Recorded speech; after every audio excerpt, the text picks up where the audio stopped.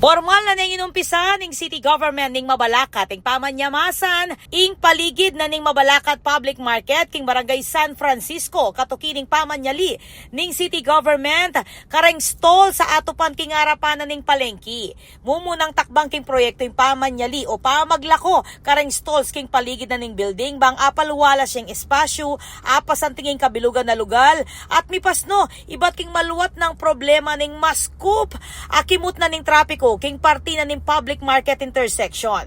Maluwat ning makatalakad ingaman wang palengke at maluwat na ring mga ilangan na rehabilitasyon. Agpang king city government apanin muna ng Mayor Jelda Aquino party 18 ning malawak ka plano para king modernization at redevelopment ning public market king syudad kapag nasa naniting manatad mas organisado, malinis, ligtas at mas komportabling karanasan para kareng manyali at kareng magtinda.